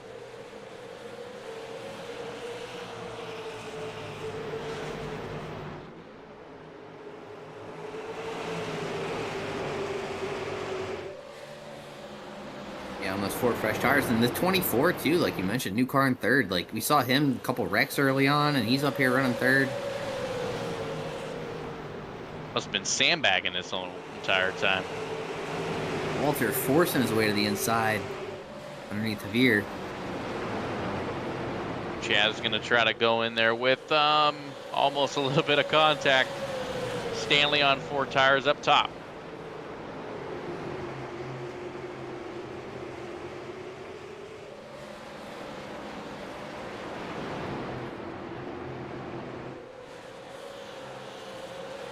It does look like there's a pretty good second lane. Seems like on newer tires, it survives for a little while. But it doesn't matter if you're on 30 lap newer tires, 40 lap newer tires. You got 8 tires. Brandon Wilkinson is just on another zip code right now. I'll tell you what, this 24 is all over the back of Tyler Fode here. Oh. Victor Pfluger on the inside of the 40.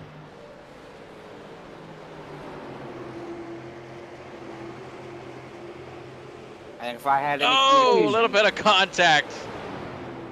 If I had any communication with Tyler Fode right now, I'd tell him this isn't worth it. You've got to, unless you get wrecked here, you're going to win the points. You guys just think that the 2 tires just fires off better? It might. Fody looks like he's pretty loose here, taking off on these 4.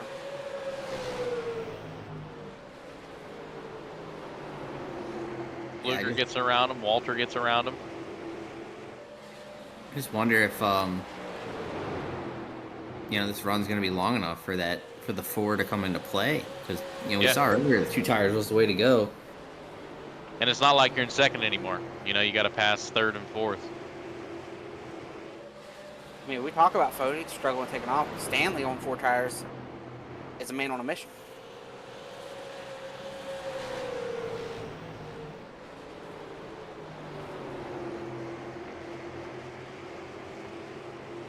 Ever since Fluger got by Fody, he's kind of maintained the gap with Brandon Wilkinson, about 0.7 of a second, separating the both of them.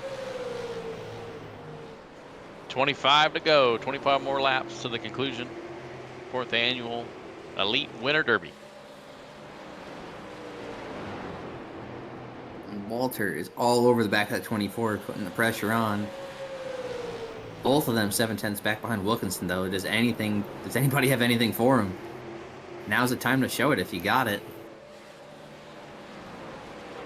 Closed in a 10th there, that last lap.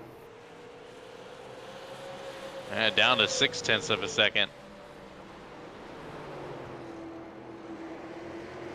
And if you're Walter, though, I mean, like, if you see this gap closing up to Wilkinson, do you try to make a pass? Do you just ride behind him and hopefully you both reel him in?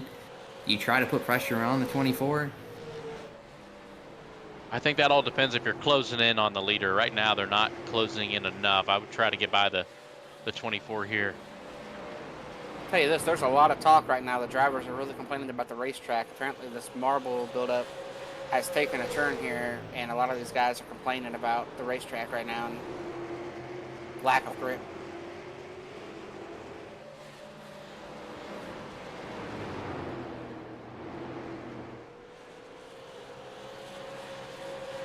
$20 laps to go.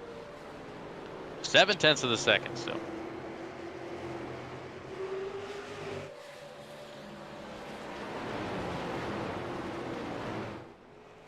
Is the 24 on 2 or 4?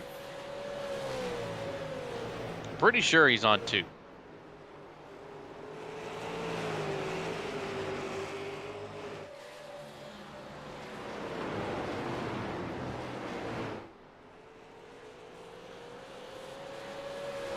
It just looks like Walter cannot get by the 24 right now. Stanley getting around Tyler Fody on the inside.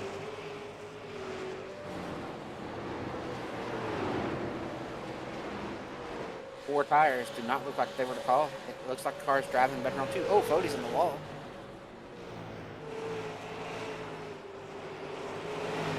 Stanley pushes it up high a little bit.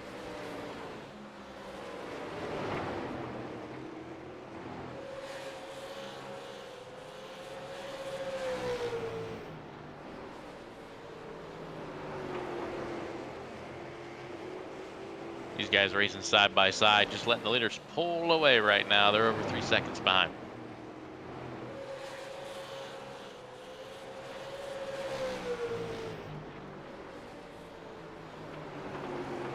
And just give a major shout out to Victor Fluger. I mean, have we ever mentioned him since the last restart? I think he was hanging around the top 10. Missed a couple wrecks.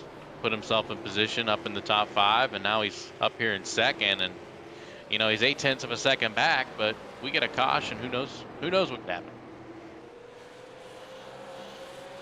If we get a caution, racecraft will be thrown away.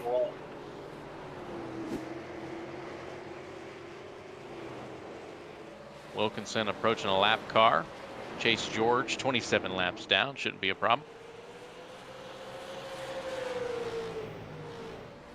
Chase George just collecting points.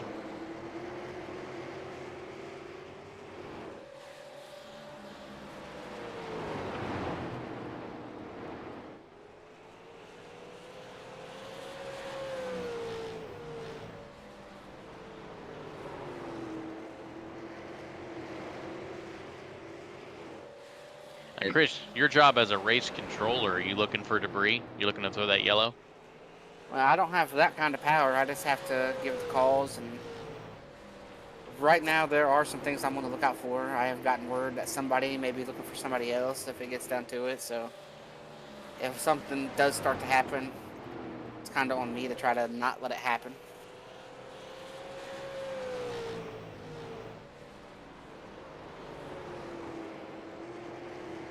Another good battle for fourth. Bodie has maintained and kept Ethan Stanley behind him as they still continue to be side by side.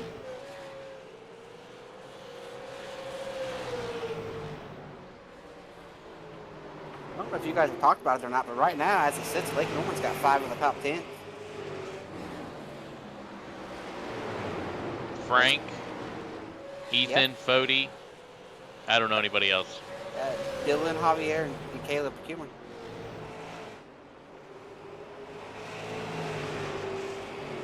That's a good run to end the season for Lake Norman.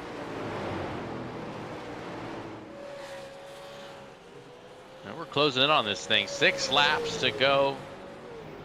Not a change in the top 3. Pfluger has actually fallen back a couple tenths. He's back to 9/10 of a second.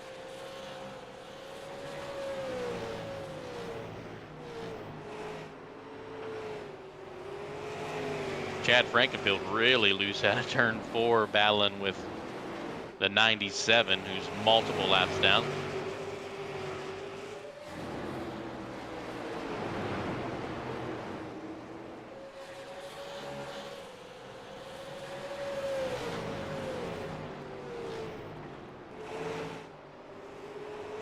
The 97 had a shot at this overall title coming into tonight, so he's done all he could do.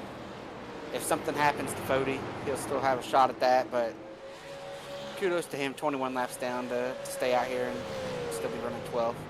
Yeah, one of the best all weekend long was Riley Duncan, riding 21 laps down as Brandon Wilkinson gets the 2 laps to go flag. No challenge from behind.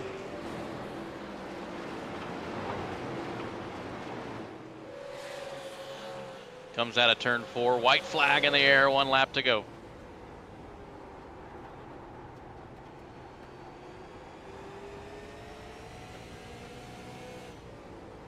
And it's Brandon Wilkinson. Lap 3 gets turned around. Lap 200, lap 300. The winner, Wilkinson, wins it. The Elite Winter Derby.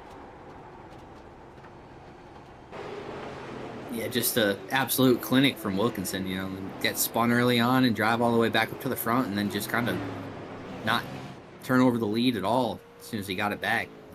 Just, you know, put on a show for these guys. Yeah, the dominating performance.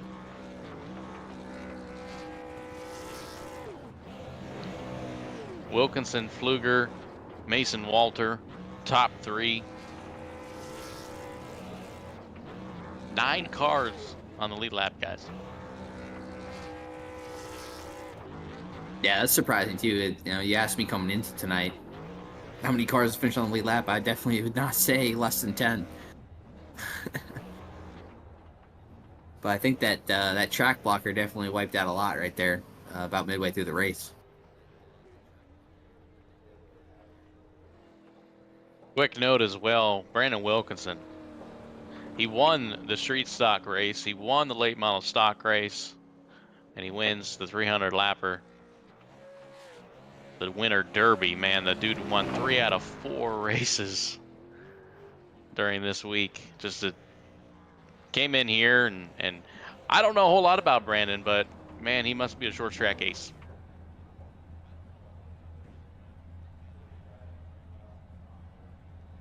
Yeah, to win 3 of 4 and come up short of the overall the points for this thing. I mean, it just speaks a lot about Fody too, how consistent he was throughout all the events. And you know, I don't think we have official word yet, but if Fody did get it over Duncan there, pretty impressive. Well, guys, what do you think? Do we take a break? Do we do interviews? Let's take a quick ad break and then we'll bring in our top 3.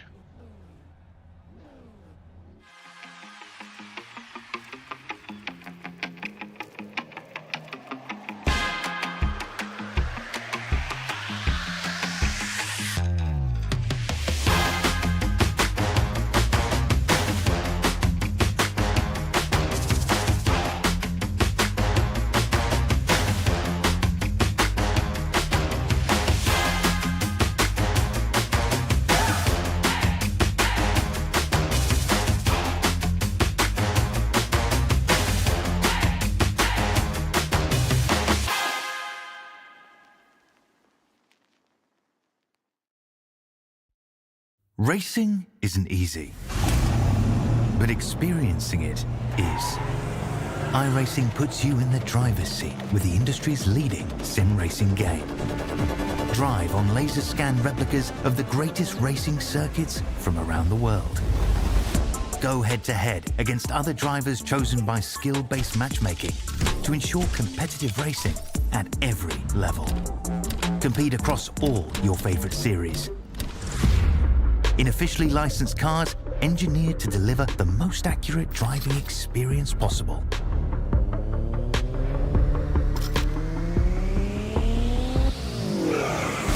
Join a race or host your own with players from across the globe. Race against the computer or in a league with friends. Feel the thrill behind the wheel. Visit iRacing.com.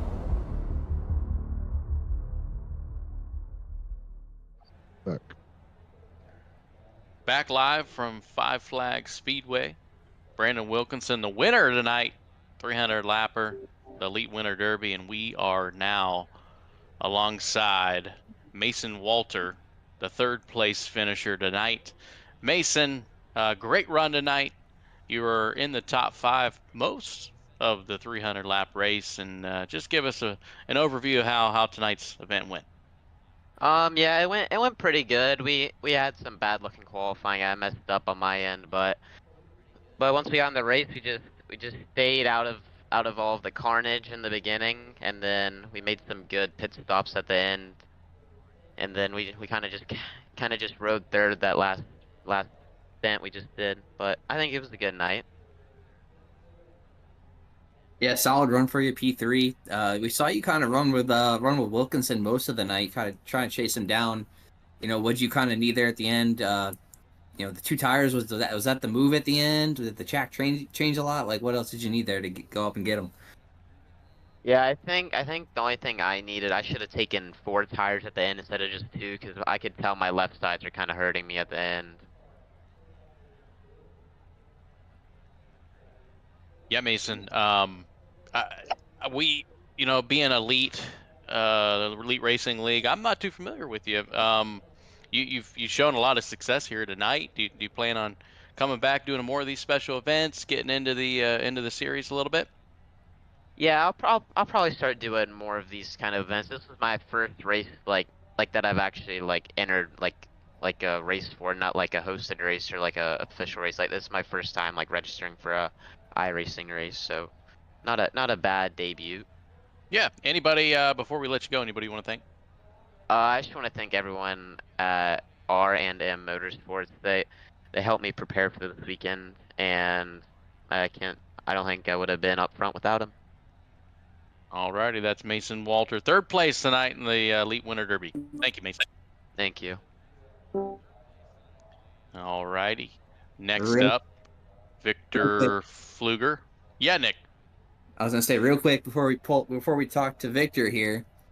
I just received official word that Riley Duncan has won the points throughout all these events over Tyler Froede by 5 points. So Duncan is the champion. Oh, so that's big news considering that Chris, the whole night, was telling us that it was Tyler Fode's race to win, and Duncan ends up winning it. So congratulations to Riley Duncan, winning the mini stock race, having some really good finishes for the street stock and the late model stocks, and he gets the win for the cumulative championship. But alongside us now, second place, Victor Fluger. And, Victor, we apologize. We didn't really talk about you a whole lot until that last restart where you got up there to second. Man, those last, 25% of that race was really strong for you. Yeah, we had a really good car all day. We just didn't get to qualify all that well, and then spent a lot of time in the back repairing damage. I think we were caught in every caution in the first 100 laps. Poor car's still a mess. We didn't end up getting it all fixed, but it came alive and we were able to go forward with it. So that was really cool. Yeah, we were asking a couple of other guys, as the race went on, what kind of did you learn? Did the track change with the marbles? Did, we saw some guys take 2, some guys take 4, some guys didn't like 4. What did you find worked best for you? Yeah, so, I actually did learn a lot here tonight.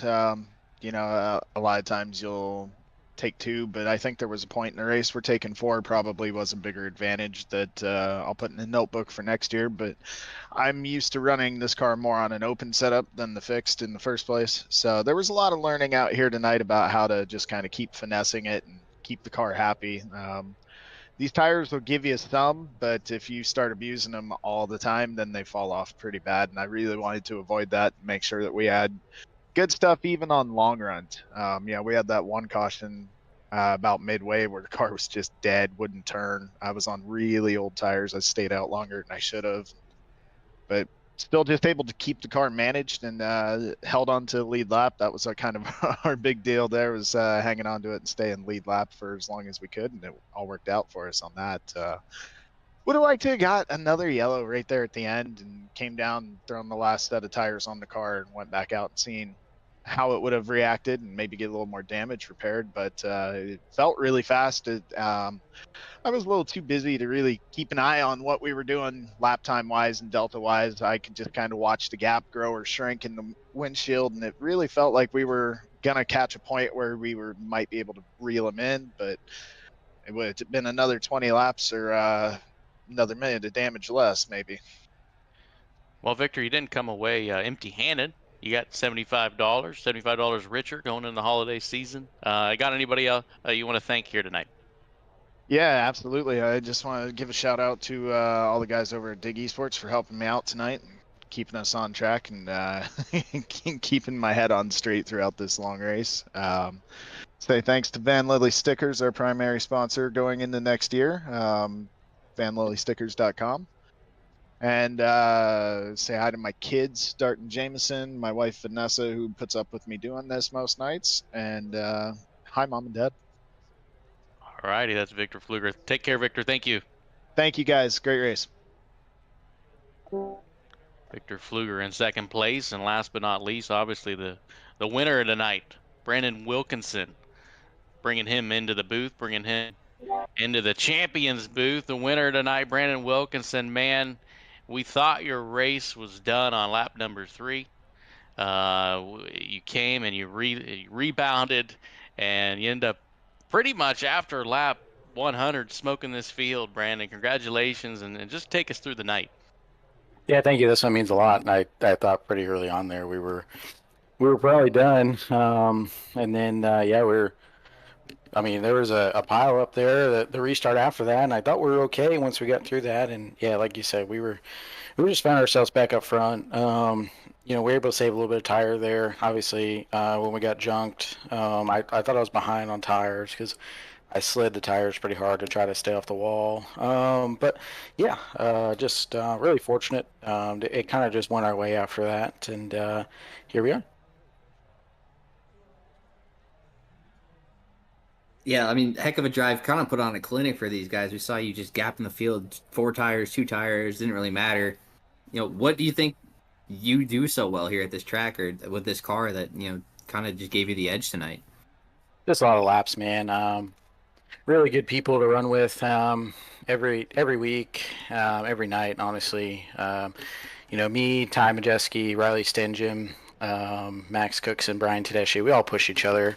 We get on here during the off season of real life stuff, and we have a great time, but it's competitive between the group of us. So one of us always, we make each other better and better and better. Even though it's a simulator or whatever, it's just a good time. So we put a lot of emphasis on the derby races towards the end of the year because it's the big special events that we can make.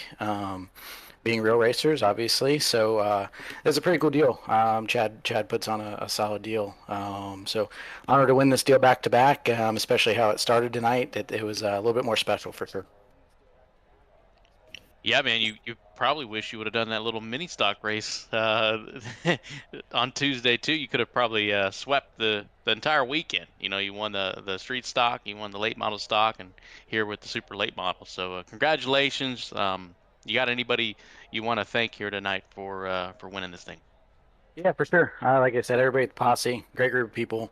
Drew at Epic Media, he's covered literally every entry fee to every race for the last 4 years, and all he asks is that I gave him a little money here and there. So yeah, just a good group. Everybody makes it happen. The grind for real life is pretty tough, but on the off season it's pretty fun to get to be able to do this and correlate to a real life race. So really appreciate Chad and his league, and obviously, like I said, really special to win back to back, especially the way the night started. Yeah, not too much else to say about that. Obviously, a little bit extra motivation, so it makes this one more special. All right, Brandon, thank you, and congratulations again. Enjoy the rest of 2024, and good luck in 2025. Thank you. Appreciate it. Thank you, guys. And that's Brandon Wilkinson, winner of the 4th annual Elite Winter Derby, and that closes out the season for the Elite Racing Leagues. Nick, what a awesome year from all different aspects of whether it's truck series, whether it's IndyCar, Cup Series, special events. 2024 was certainly one we'll always remember.